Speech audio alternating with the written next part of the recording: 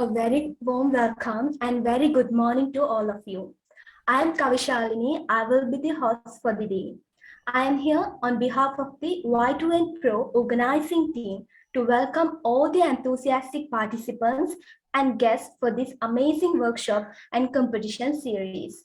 Young to Niche Professional is a new initiative of IEEE Young Professionals Sri Lanka. We will be focusing on providing the required experience to the niche communities in different industrial fields and enhancing their knowledge in the respective areas. We need to inform you all that we have shared our event, virtual background, and agenda via Google Calendar invitation to all. You can set up the virtual background to your video. We are having a group picture at the end of the program. So please be prepared to take a photo. Don't forget to rename your Zoom account since it will affect your future certificate. The Y2NPro program enables the platform for young industrial learners to enhance their knowledge and to get more experience specializing in particular niche technologies by learning from the expert in the industry. This program is designed for a small group of people who are actively cooperating in the same professional field.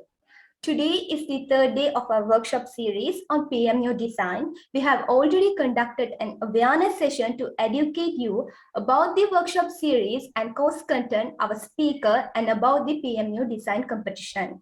We have successfully conducted the first and the second workshop on PMU. I must mention that this workshop series and the competitions are organized by IEEE Y2NPro in collaboration with the IEEE Power and Energy Society Sri Lanka chapter and IEEE PS Young Professional Global. Without further ado, I would like to invite Viman sir, the design team lead of Y2NPro, to welcome the gathering. Mr. Viman sir is a third-year undergraduate of Observability University. He is from BSc Computer Science and Technology batch. He is the current treasurer of IEEE student branch of Observability University. He is an active member of IEEE and talented designer and currently engaged in volunteering as a design team lead of Y2NPro. Mr. Viman sir, over to you. Thank you, Kaushalini. Good morning, ladies and gentlemen. The Young to Niche Professionals Y2NPro initiative is always aimed to uplift the experience and knowledge of niche communities in various industries. Today, on behalf of Y2NPro Organizing Committee and IEEE Power and Energy Society Sri Lanka chapter, I would like to welcome you all to the third workshop of the PMU Design Workshop Series and Competition. Today, you will be able to fill out your knowledge on Synchrofacial based stability monitoring and control in power systems. I am honored to welcome Dr. Prasad Wadduwage, Senior Lecturer in Department of Electrical Engineering, University of Moratuwa, as our guest speaker for today's session. I would like to take this opportunity to welcome all the representatives from IEEE PES Young Professionals, IEEE PES Sri Lanka chapter, and IEEE Young Professionals Sri Lanka. Also, I would like to welcome all the participants for your enthusiasm in the workshop series and hope that you will take maximum out of this session. Thank you. Over to you, Kaushalini. Thank you very much, Mr. Viman sir. So without taking much time to continue this session, we would like to introduce and invite our guest speaker to share his expertise on synchrofacial-based stability monitoring and control in power system using PMU data with our audience.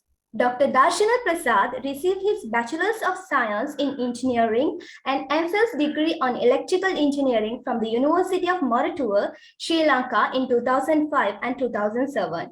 He received his PhD from the University of Manitoba, Canada in year 2016. He is currently a senior lecturer of the Department of Electrical Engineering, University of Moratuwa. His research interests include the power system stability and control, power system modeling, and application of phase and measurement units in power system.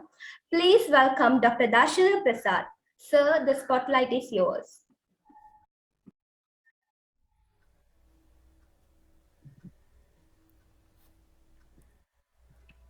Okay, very good morning. I think you can hear me.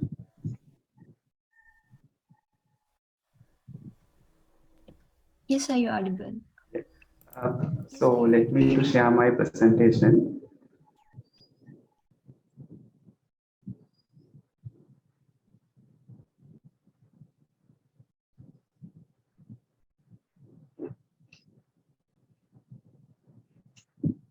Right. So good morning again, and thank you for the introduction. And thank you for inviting me to deliver this talk on synchrofacial measurements and the applications. So I think, as mentioned during the introduction, this is the third lecture on this workshop series. So in the first lecture, Prasad Wadduwage of University of Manitoba gave you an introduction on fundamentals of synchrofacials in power systems. And I think last week, Professor Janaka talked about the use of and importance of the synchrofacial measurements on power system blackout analysis kind of things.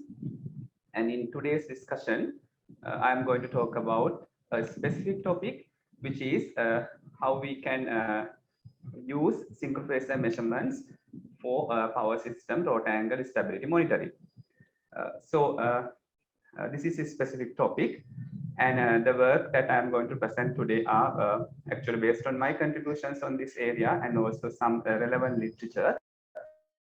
And I have cited all those literature where applicable. So with that, I will continue this talk.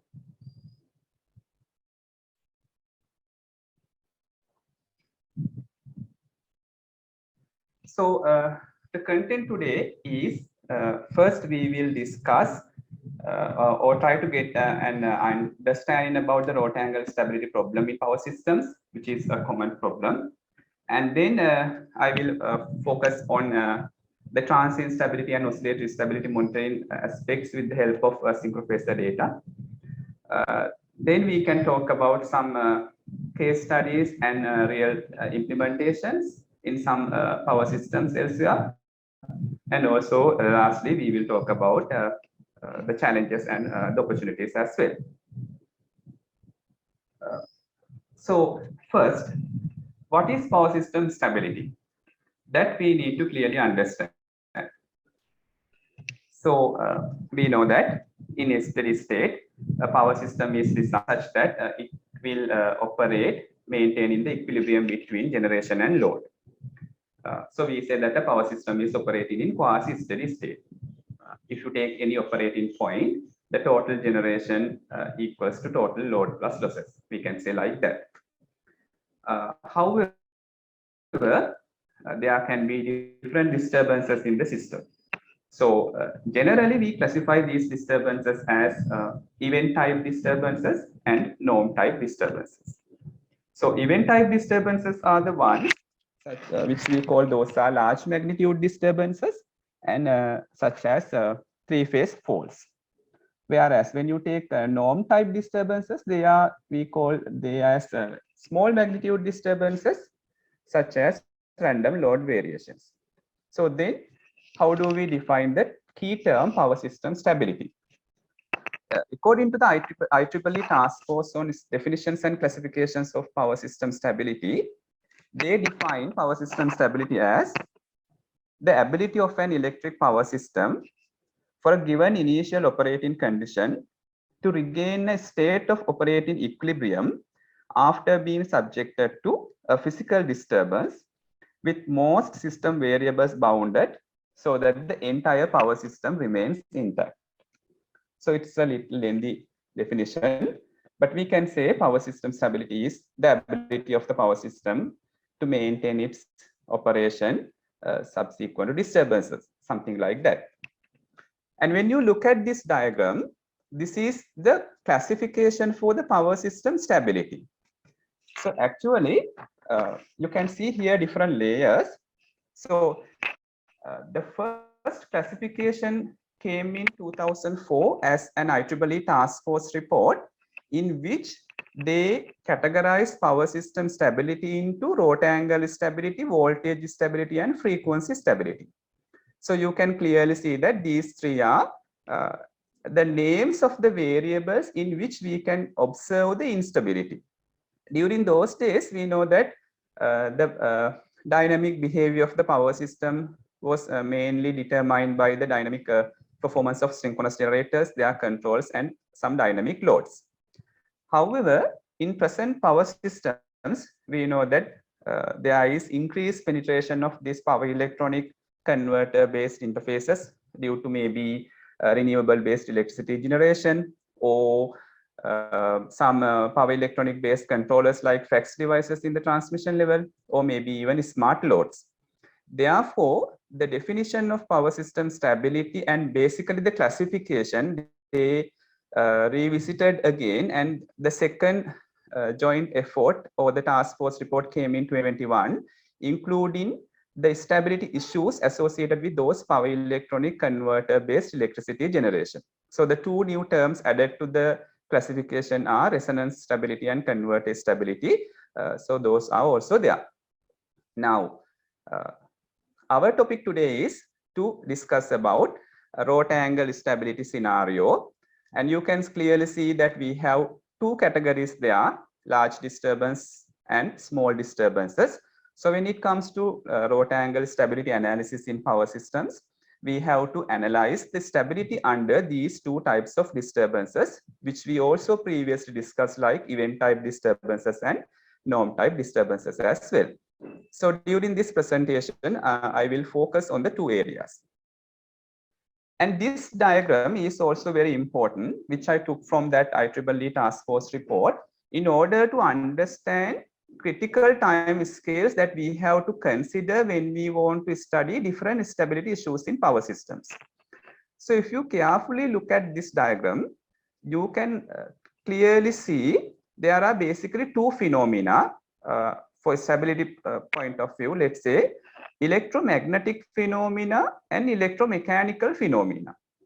So now this different time scales on this one, the time scales related with the controls associated with power electronic converters ranges from few microseconds to several milliseconds.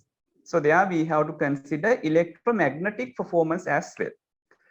However, when it comes to electromechanical phenomena, our time scale of interest may be few milliseconds to let's say few seconds.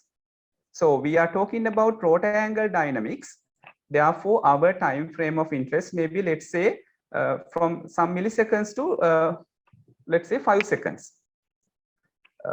So that's very important to understand, because we are trying to use synchrofacial measurements in order to predict the stability status of the power system in real time. So the purpose of predicting the stability status is to we call it is a situational awareness, so that the operators should have sufficient time to get some control actions as well. So we need to have a clear idea about the time frame of interest.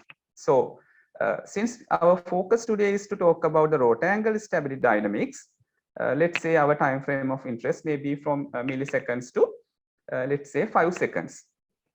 Another important point is that when it comes to power system analysis, the typical models, we know that we use different dynamic models to study power system stability and other to do other analysis. So the type of the analysis that we have to do also determines how detailed we should have our models. So or in detail, or in other words, how complex should our models be in order to understand different stability problems in power systems. Right. So let's look at now the little bit theory about this root angle stability, because I showed you at the beginning, when it comes to root angle stability, we have to look at the root angle stability under event type disturbances or large magnitude disturbances, and also small magnitude disturbances. So I think for almost all of you, this equation, these two differential equations are familiar. So they are representing the rotor dynamics of a synchronous generator. Because when it comes to rotor angle stability, we call it is the ability of the synchronous machines in an interconnected power system to maintain the synchronous operation subsequent to a disturbance. So we have to look at the rotor dynamics of the synchronous generator during these scenarios. So we know that in steady state, the machines are synchronized to the synchronous speed. However, during disturbances, the machine speed deviates from the synchronous speed. So let's assume that in this equation, this PM, first this delta represents the generator rotor angle and delta omega is the generator speed deviation. So these two differential equations, nonlinear equations, they represent the dynamic performance of the generator rotor during a disturbance. So if we assume that Tm remains constant, which is the mechanical torque input to the generator remains constant for a while, entire dynamic behavior is determined by the change in the electrical torque of the machine. So theoretically, we divide this change in electrical torque of a synchronous generator subsequent to a disturbance. It can be divided into two components, as you can see in this diagram. Delta TE, there are two components, one is in phase with delta delta, or the change in the rotor angle.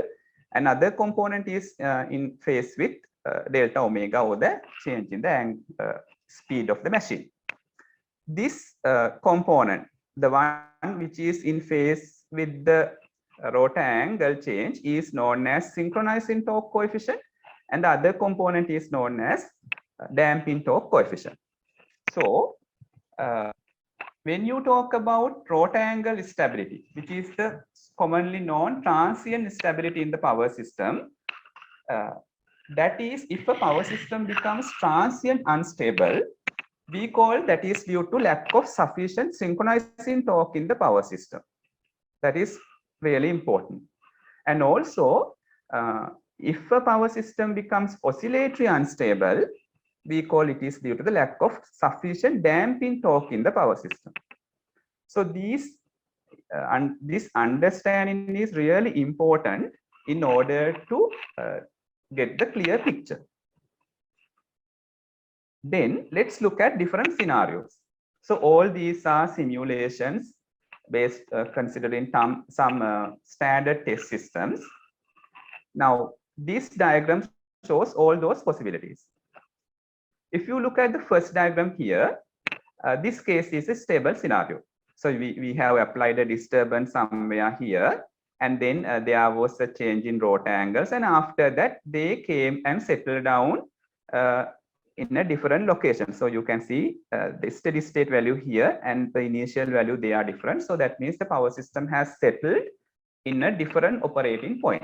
That doesn't matter. So because in this case, it has settled down, or it has, after the contingency, the system is rotor angle stable. Second picture here. In this diagram, we can see the fault has applied somewhere here, but after clearing the fault, there is an aperiodic drift in the rotor angle.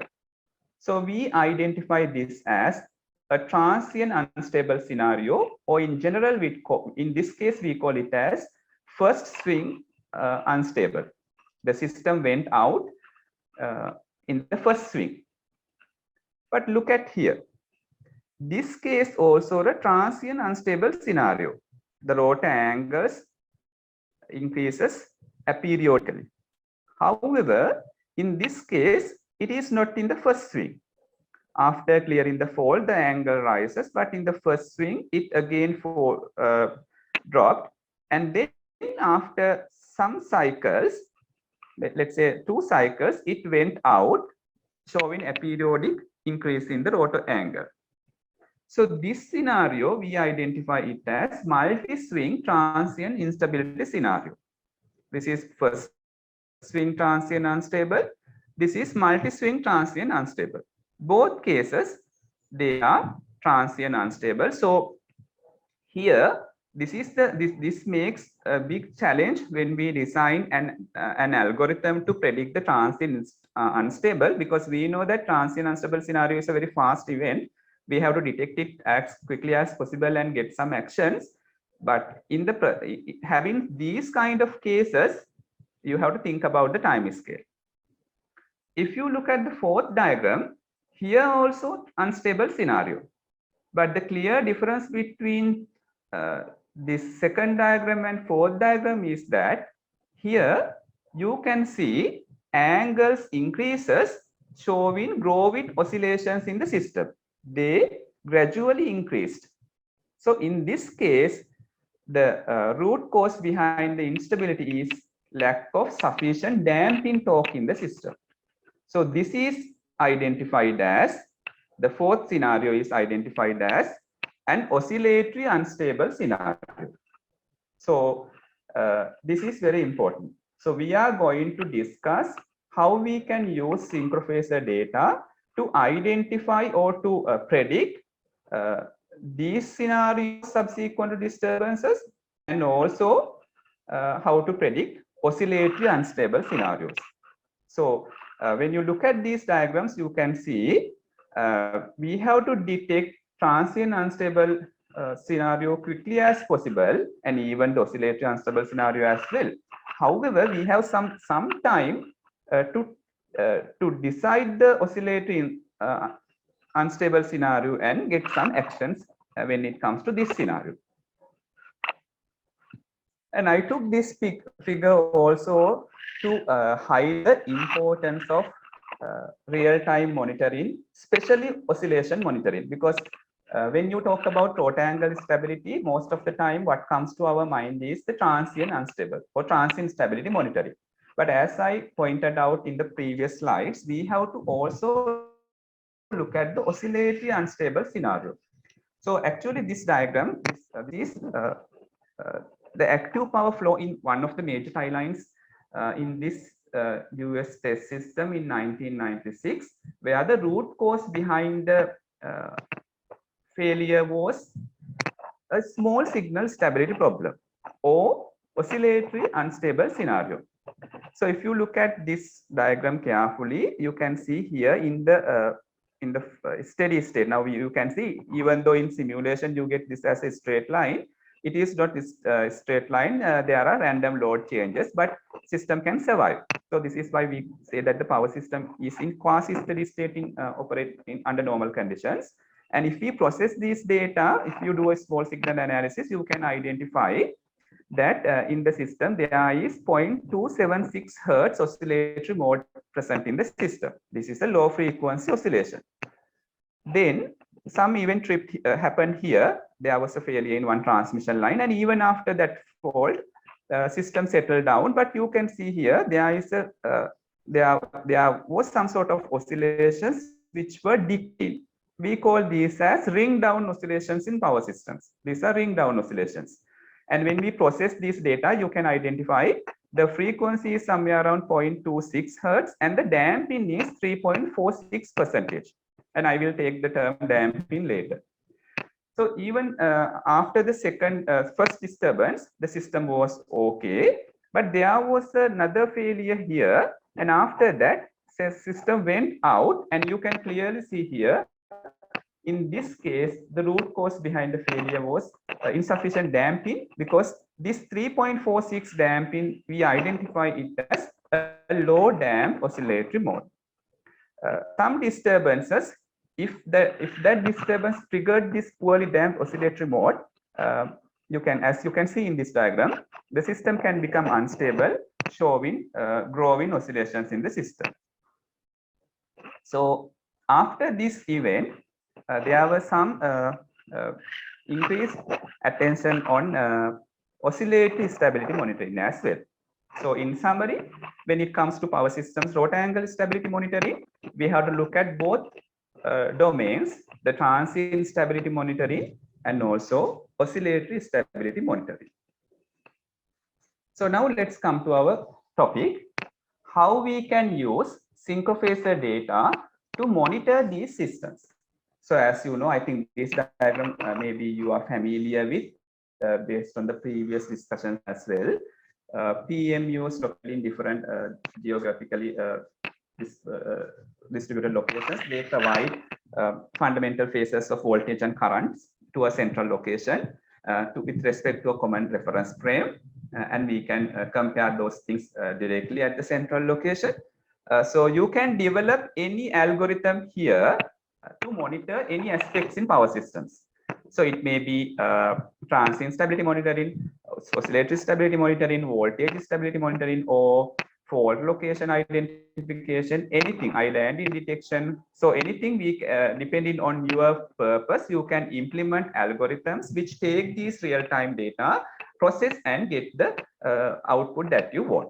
So our topic is how we can use this data to predict the root angle stability in the power systems. Right.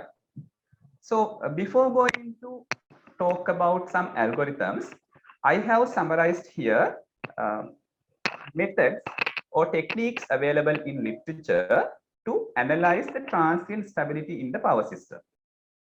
So if you start with here, this is time domain simulation.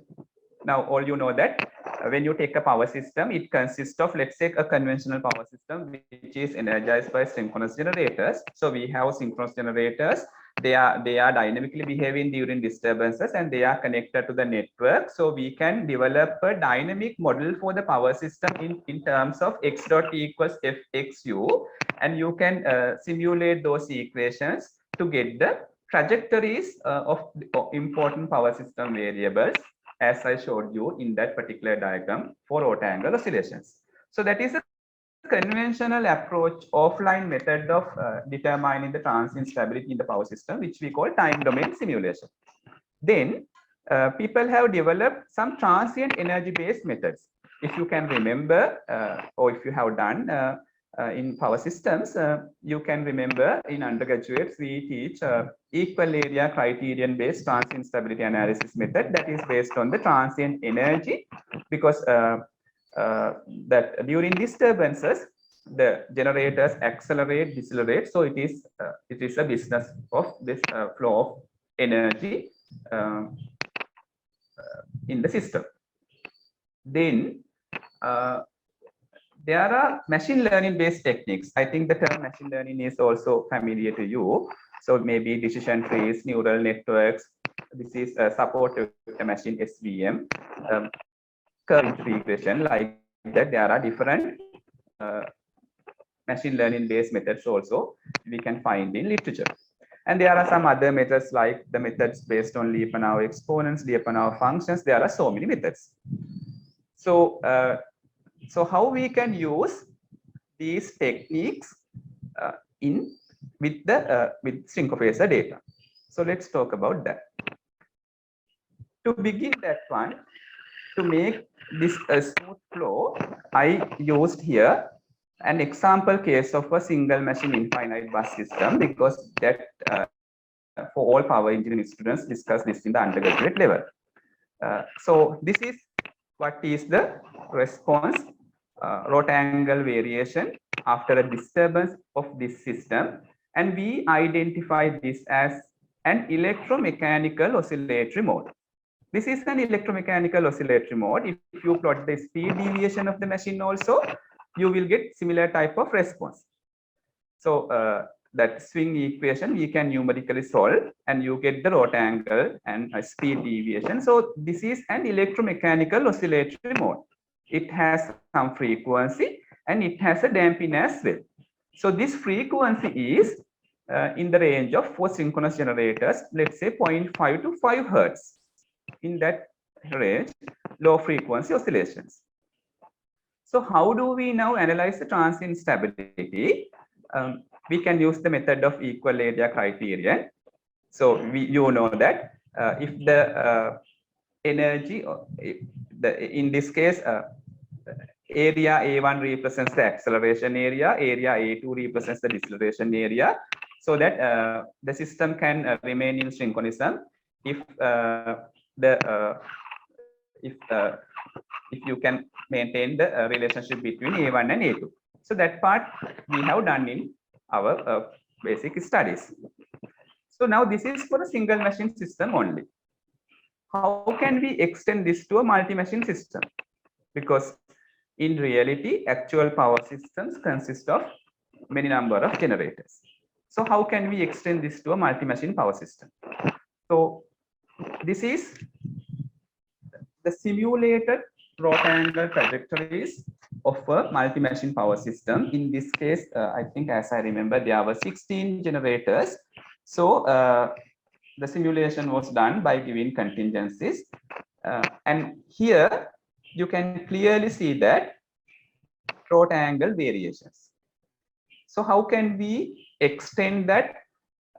First, let's try to discuss how to extend the equal area criterion based method to a multi-machine power system to detect the transient stability.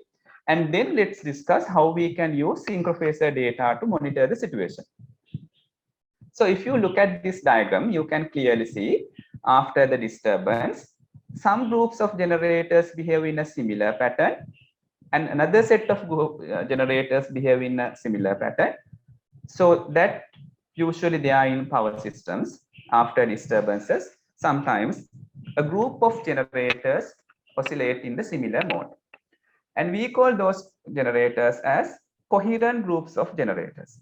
So they are coherent groups of generators. They have similar pattern of variation. So somehow, if we can identify the coherent groups of generator, let's say we can identify this group of generator, here another group, let's say this behave in a different way. So if you can identify these coherent groups of generators, you can represent one coherent groups as a single generator using the dynamic equivalent, and thereby eventually we can reduce the entire multi-machine power system into a single machine infinite bus system. There are theories developed in that way. We call it is generalized extended equal area criteria, right? So if we can identify these coherent groups, that's very important. Now let's talk how we can use the Synchrofacial data to identify coherent groups of generators. So your interest is now to identify the generators which are oscillating in similar behavior. Let's assume that a fault happens here and the fault is cleared here and we have data after that. Assume that you get data. So you have to select a particular time window and process this data by using some algorithm with the purpose that I am going to estimate the coherent groups. So, so that's very important. Now, this is an algorithm prepared during one of the master's thesis supervised by me, a CB working person, to identify the coherent generator groups. So I am not going to take each and every step in this algorithm. What I wanted to show you is that you get data from PMUs, Synchrofacial data, and they have to be processed using some algorithm in order to get your work done. So in this case, my purpose is to identify the coherent generator groups and thereby to decide on the transient stability in the power system. So what we do is we get the PMU data, and we know the PMU data PMUs provide fundamental phases of voltage and current magnitudes. So what we get from PMU is voltage and current magnitudes, frequencies, and rate of change of frequency. So in the previous diagram, what I showed was that the variation in the rectangles. But however, if you know the generator terminal voltage magnitudes and currents, we know that it is very clear. If the equivalent circuit is taken, you can estimate the internal generator rectangle of the machine. So you can calculate the generator rectangle and then process these those calculated rectangles with respect to the relative rectangles by using some clustering algorithm to identify how many groups that we can have in the system. So that is what it was done in this study. The time frame, time interval, I think used was, as I remember, 100 milliseconds. So by analyzing the data over 100 millisecond time window, we could identify the coherent groups, and we could decide the transient stability status of the power system.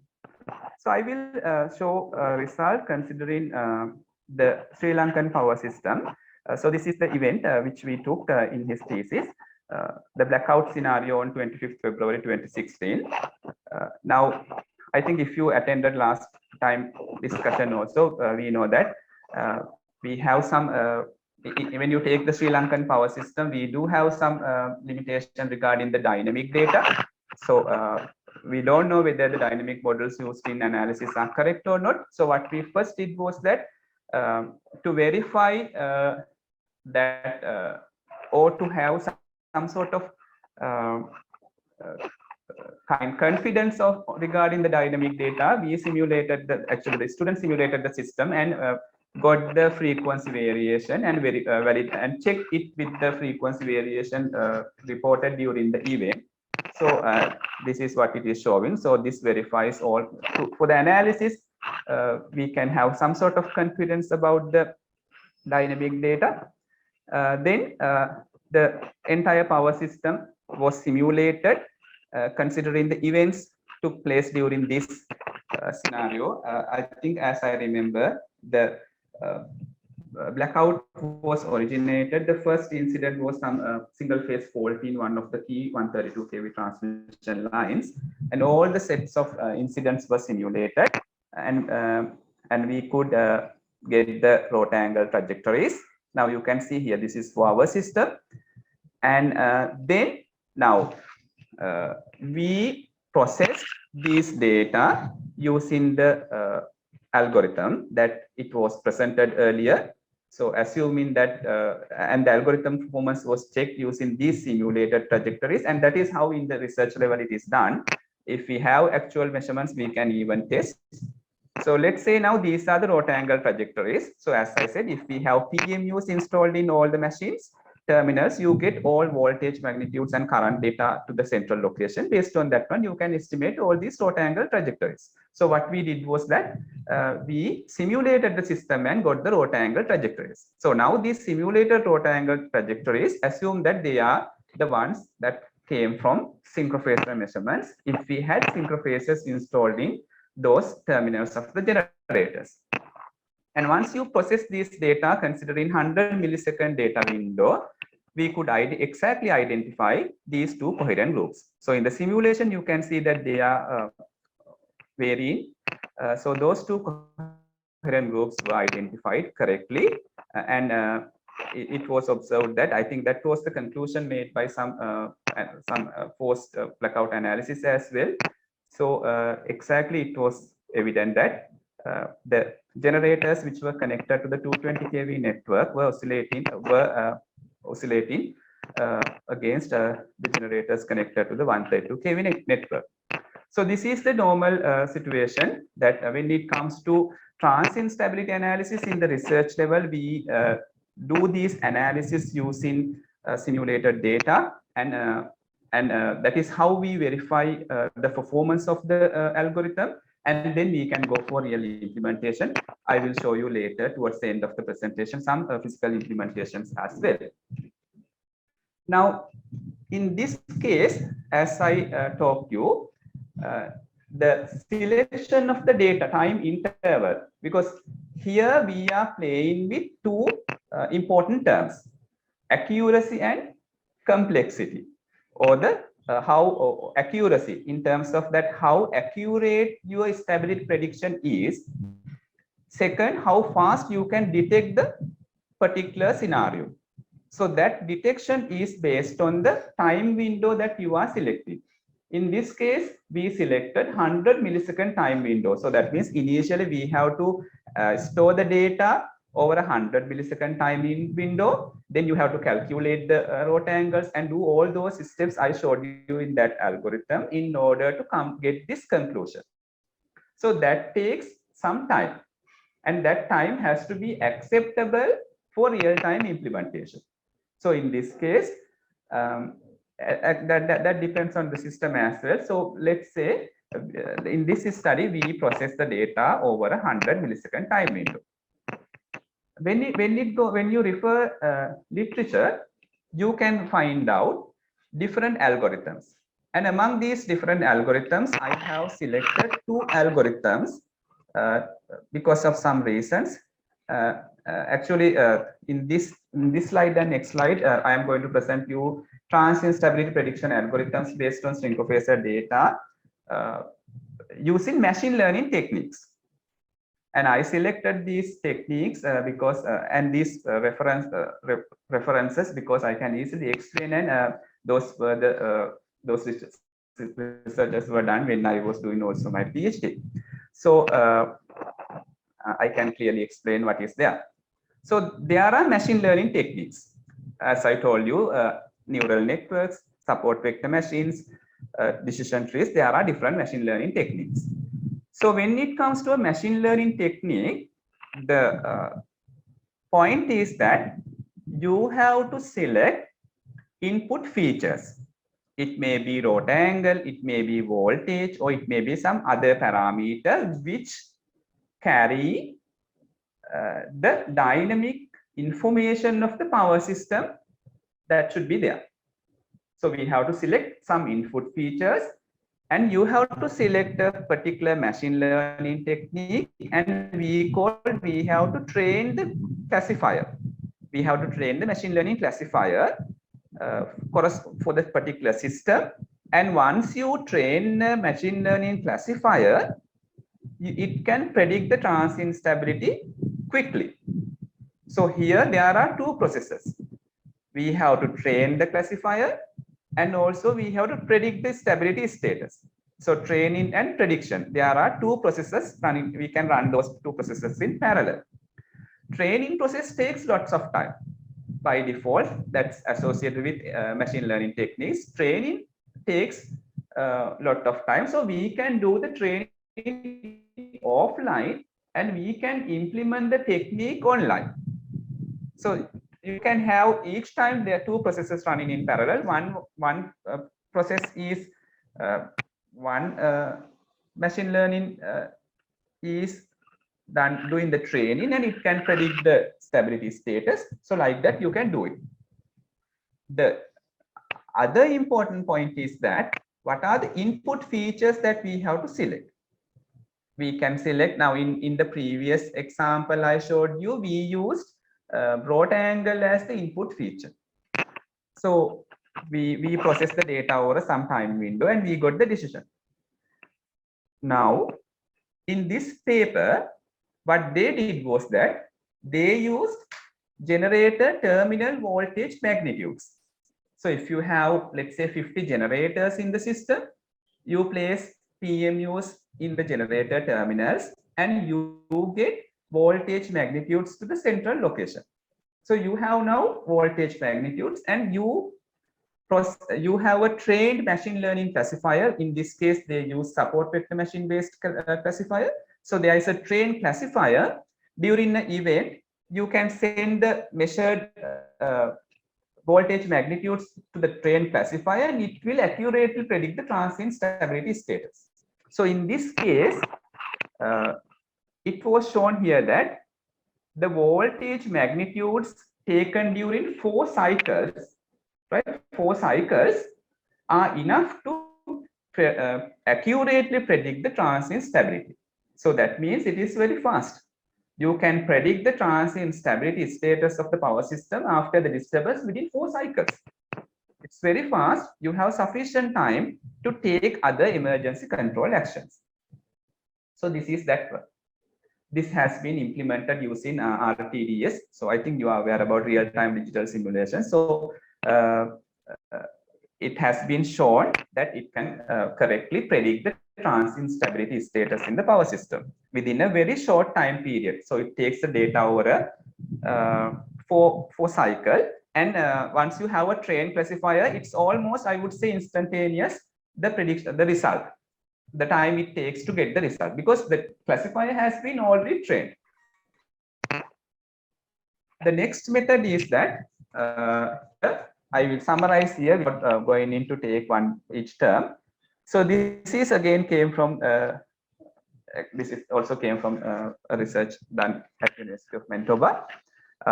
Here This is also a support vector machine classifier.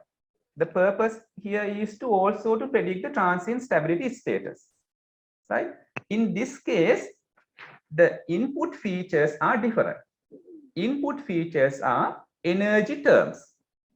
So we know when there is a disturbance, machines get accelerated and decelerated. That's what we discussed under the method of equal area criterion for a single machine. So during this process, the total energy of a machine of the system can be derived.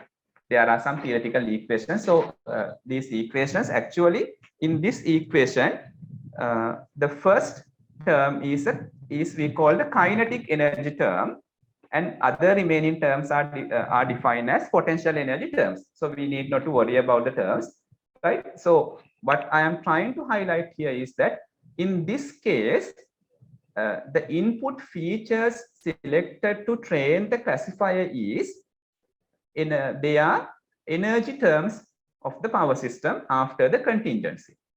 The advantage got here was that if now I said that when you have a classifier, we have to train the classifier for all possibilities. Let's say for our system, right now I am going to train a classifier. So what I have to do is that I have to take this current snapshot and I am going to train a classifier which can be used for, let's say, next 30 minutes.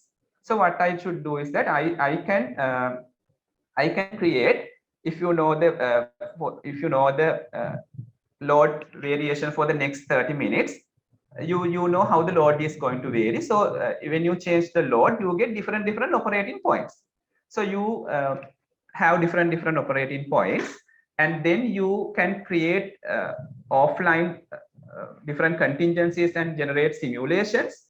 And in each these simulation, you take calculate the energy, and based on that energy, you can train your classifier. So once you do so, your classifier is suitable to predict the stability status for the next 30 minutes. So that is the normal process. Now the advantage of this method is that with the help of these energy terms, we can reduce the time or the complexity on the training process. That is the advantage it was taken from this study. And even this study was implemented on real-time digital simulation, and they are properly working. So these three algorithms, that coherency detection based transient stability prediction algorithm and the machine learning based two algorithms I presented. So they all use synchrofacial data, but the way they do the analysis and how they get the decision, it is different.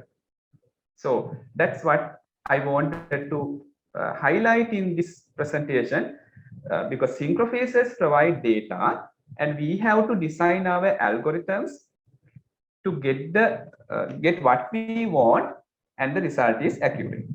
So that is about transient stability monitoring in power systems. The first category of rota angle stability monitoring with the help of synchrofacial data. Second, we talk about a little bit about the oscillatory stability monitoring.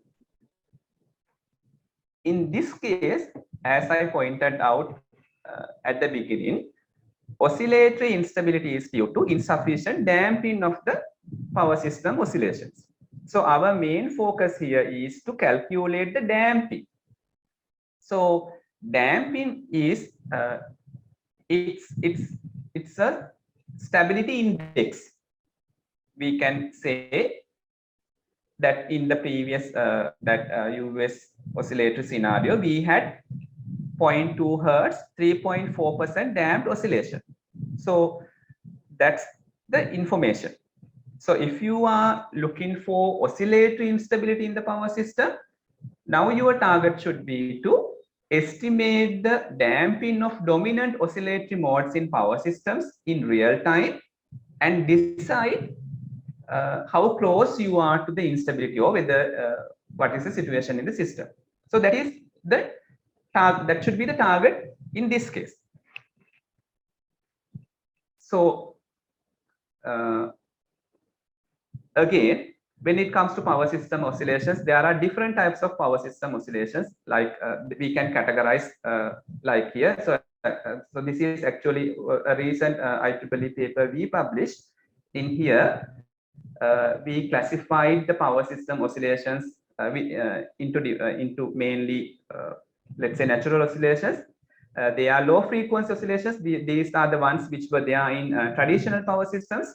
But now we know with the presence of these renewables, and especially due to power electronic control interactions, we get other forms of oscillations as well. They are like subsynchronous or supersynchronous oscillations.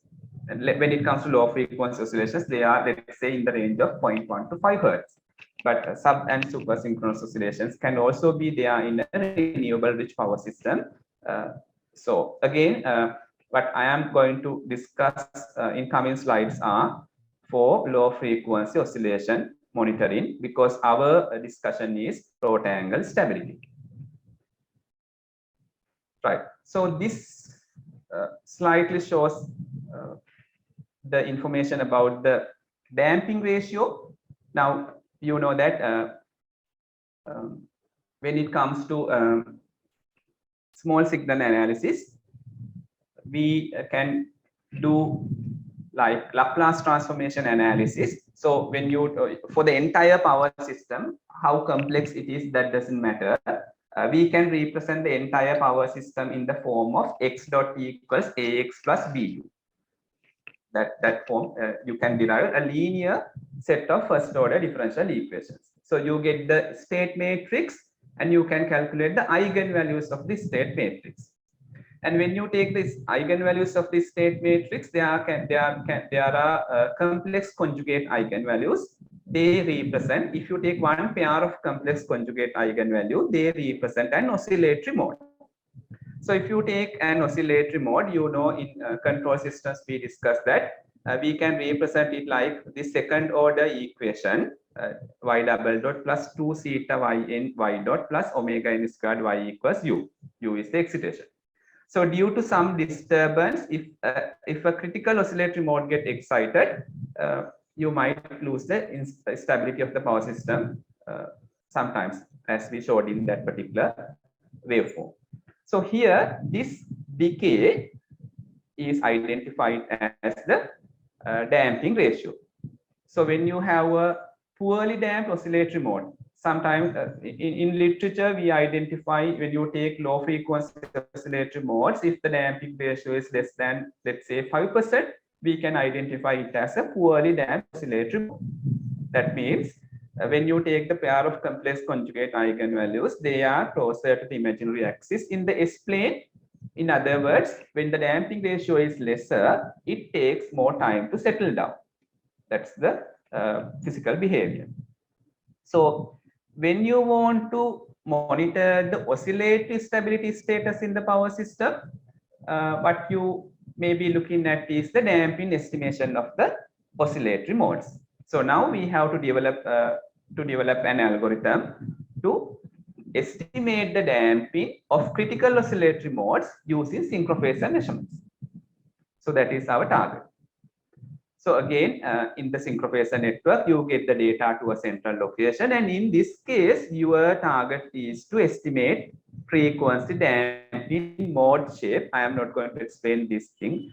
Mode shape is how these different oscillatory modes are interacting against each other. So we can do all this analysis. Especially our target should be to estimate damping. So again, when you review literature, you can identify different methods. So I have summarized here the oscillatory analysis methods like conventional methods and measurement-based methods. So in the presence of synchrophasors, we can go ahead with these measurement-based methods, and there are different methods. This ambient analysis is when you do the analysis in the steady state, quasi-steady state, as we showed in that power flow diagram. In steady state, you can see small variation of the power flow of the line, so that if you process that data, you can calculate what are the oscillatory modes present in the system. That's the ambient analysis. And I think ring down analysis is clear, that I highlighted with the help of that particular waveform during the disturbance. So when you have disturbances, large disturbances, the system can behave in ring down manner, so that we can capture the ring down waveform over a certain time window, and we can process this data using different techniques. Like you can see here, Prony analysis, minimal realization, eigensystem realization. There are different methods available in literature. So they are different signal processing techniques with the purpose that your target should be to estimate the damping and frequency of the correct oscillatory modes present in the system. So the other point is that subsynchronous oscillation monitoring and analysis, that is also possible with the help of the PMU data, because you know that PMUs they can provide samples. Even in a 60 Hertz system, they can provide 120 samples per second. In 50 Hertz system, according to this PMU standard, the PMUs can provide 100 samples per second. So if you can get 100 samples per second, you can monitor up to 50 Hertz signals according to the Nyquist criterion. So we can process the data coming from PMUs if the interest is on subsynchronous oscillation monitoring. Similarly, we can also monitor supersynchronous oscillations in certain literature. They are demonstrating that supersynchronous oscillations can also be monitored by carefully adjusting the algorithm. So those parts are also there. Right. Now I am going to show you an oscillation monitoring scenario using a case study. This is a 16 generator, 68 bus test system, a reduced equivalent of New England and New York power system. So here there are 16 generators, and let's try to do oscillatory stability analysis. Now, even here, if you want to do oscillatory stability analysis with the help of PMU data, you need to have an idea about what is the data window length that I have to take in order to process the data. Let's say we process the data using Prony algorithm. So we have to store the data over a certain data window. If you are having a block processing algorithm, then you have to process the data. So we can have an idea about the available oscillatory modes in a power system by performing a small signal stability analysis. So that means for this power system, we can write equations. We model the network, we linearize all these equations, and you get the overall A matrix or the state matrix. From those eigenvalues, you can extract what are the dominant oscillatory modes present in the power system. So when we do this analysis for the particular test system that I am showing here, we could identify 4 electromechanical oscillatory modes in this test system. Those are inter-area oscillatory modes. Inter-area oscillatory modes are, for example, if I use this point, let's say 0.79 Hertz, 4.4% damped oscillatory modes, in that means the generator 14 in area 3. The generator 14 in area 3 oscillates against generator 15 in area 4. So that means there is an oscillatory mode between the generators here and generators here. They are oscillating against each other. So that's identified as an inter-area oscillatory mode. So likewise, when you do a small signal stability analysis, we can identify what are the dominant oscillatory modes present in the power system. So depending on the loads and system behavior, these frequencies and damping ratios will be different. They can change. However, for a given system, the operators know by experience what are the frequencies of those oscillations we have. So we should have some sort of idea when you want to go for oscillatory stability analysis. So let's say now we know what are the frequencies of these oscillatory modes. Rough idea we have. So when it comes to oscillatory stability monitoring, as I pointed out, we should be we are trying to get an algorithm to calculate the damping of these oscillatory modes. So then we should have an understanding on from where we have to locate the PMUs to get the data. because the PMUs can be located in the network, and unless they provide the meaningful information to the algorithm, even though how accurate your algorithm is, they do not give you a better answer. So we have to properly design the algorithm, and also we have to make sure that we get the data from relevant locations which carry useful correct information to the algorithm and process those data. So when it comes to this inter-area oscillation monitoring, we do something called observability analysis. Again, if you remember the control system theories, you can remember observability calculations are done. Or in other words, the point here is that I am trying to identify where these dominant oscillatory modes are observable. For example, if I take these two critical oscillatory modes, we can see here this mode is 1.5% damped. This is 1.47. It is also nearly 1.5% damped. So they are poorly damped oscillatory modes. In other words, in the Laplace domain, they are closer to the imaginary axis. So if some disturbance if disturbance happens, they might go to the right-hand side of the complex plane, which will give us growing oscillations in the time domain. So when we do observability calculations, we can identify, let's say our interest is on mode 2 and mode 3. This is mode 2, this is mode 3. So we can identify mode 2 is highly observable in the active power flow of the line between 53 to 27. So that means if you take the data measurements from let's say active, we have taken real power flow as the variable. So if you measure the real power flow of this line during contingencies, you can observe the dynamics of this 0.7 hertz oscillatory mode. Similarly, the active power flow of the line between 60 to 61, this mode is observable. So likewise, we should have an idea about where they are observable in order to get correct measurements to an oscillation monitoring algorithm. So this is one algorithm which I developed during my studies. So here it's a modification to the Prony algorithm to exactly determine these oscillatory modes, calculate their damping, those kind of things, which I'm not going to explain here. Because I think that now you have a basic idea about the purpose of an oscillatory monitoring algorithm. So if you look at in time domain simulations, I got this active power variation and calculated the dampings and frequencies of the dominant oscillatory modes, and they were identified here. And also you can see if you take the power flow of this line, here two modes are observable. This is the frequency and damping variation of that critical mode.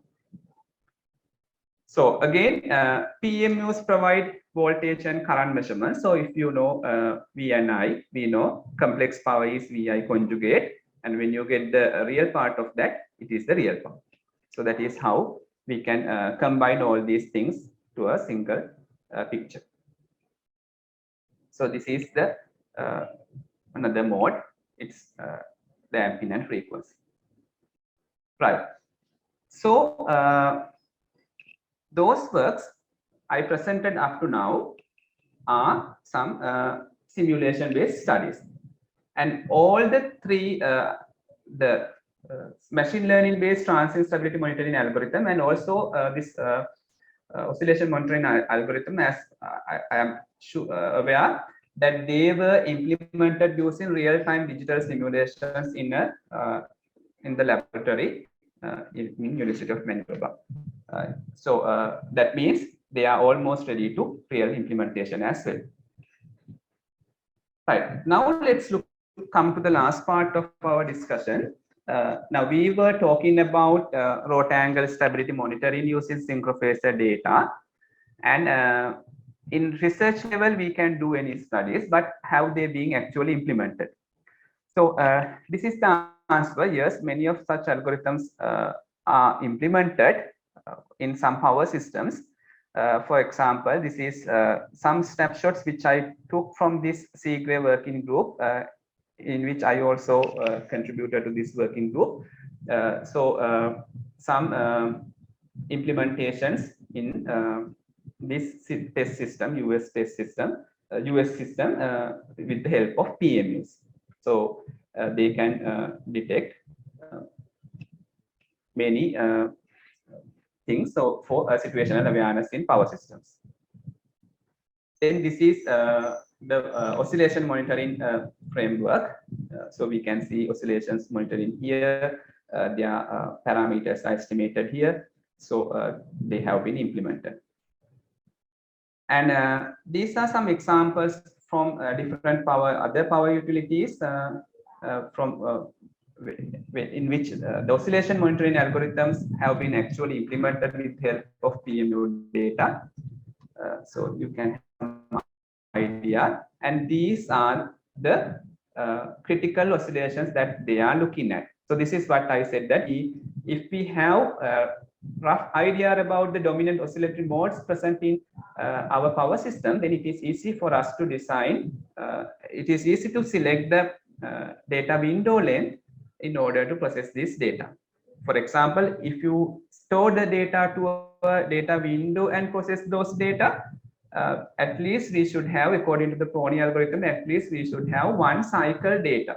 For example, if it is 0.1 hertz, let's say interior oscillator mode is 0.2 hertz, then at least the one cycle is 5 seconds. So we can process the data like that. And the last point is that we can monitor these different oscillator issues. For example, what is showing here is the implementation of SVC controller to improve the damping of dominant oscillatory modes, because then only it becomes a closed loop. With the help of the PMU data, we process the data and we identify whether there are any poorly damped modes are present in the system or not. If they are there, then we have to take some control action. So if it is a poorly damped scenario, you can improve the damping of the oscillatory modes. So we have to trigger a damping controller. So the Synchrofacial data can be used to take that decision. SVC can also be used as a damping controller or power system stabilizers. So there are different damping controllers. So we can take a control action so that you can enhance the security level of the power system. Right. So this is the last slide. We have talked about different oscillation monitoring algorithms with the help of Synchrofacial data. They have been implemented in real power systems as well, but still they provide some challenges. One thing is that the location of the PMUs, because now with reference to the examples I highlighted here, to monitor the transient stability, if you are using voltage magnitudes, then you have to have PMUs installed in each generator terminal. When you want to observe the oscillation monitoring scenarios, as I showed here, we got the data from major tie lines. So likewise, how to place these PMUs in order to have overall observability of the power system is, we have to think about that one, because PMUs are costly devices. We have to place those things in order to get a better visualization of the dynamic behavior of the power system. So there are studies on this area as well, but we have to install those things with a careful analysis on the system. And also now the data coming through common network, so security issues are there, so all those things needs to be considered. And also the new trend is that the PMUs are also used in the distribution level. So now conventionally PMUs were installed in transmission level, and when it comes to the distribution level, the accuracy provided by conventional PMU is not sufficient. So the new trend is to use distribution level PMUs. We call they are DPMUs, in order to investigate the behavior in the distribution level. So those who are interested in this research activities in the audience, there are different studies going on to use the DPMU data in the distribution level. So that's all about the presentation that I was planning to do today. Thank you very much.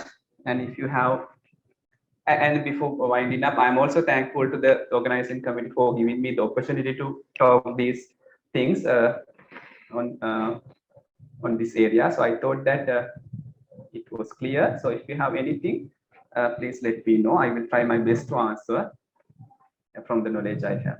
Thank you very much. There is a question to the chat box. What is the maximum time delays to operate correctly under different power swing conditions? Probably, I am not sure what is the intention of the question. Maximum time delays to operate correctly under different power swing conditions. Probably the question may be regarding the time window length, and as communication latency affect to decision. Regarding that part, actually, I am not that familiar with those communication issues to correctly answer that one. So I'm sorry for that, but no, I don't have really about the latency information to answer that question. Sorry for that one. But what I know is that if you are interested in, there are some studies going on that area as well. So you can refer to that as well. Participant, now is the chance to clarify any doubt you may have about the today's session. You can either drop your concern or questions in the chat or direct them to Dr. Darshana Prasad. Another question is there, fast charging EV infrastructure has any impact on stability? So this is what I told at the beginning. Now, smart loads, they do have impact on system stability as well. So according to the question, yes, they can have an impact on the system stability, which we have to carefully investigate. Good morning. Good morning, Dr. Darshana. I'm Sajid from CEB. I have a question with regard to this Pesa data concentrators, PDCs. What are the softwares can we use to use in this PDC in order to get the required data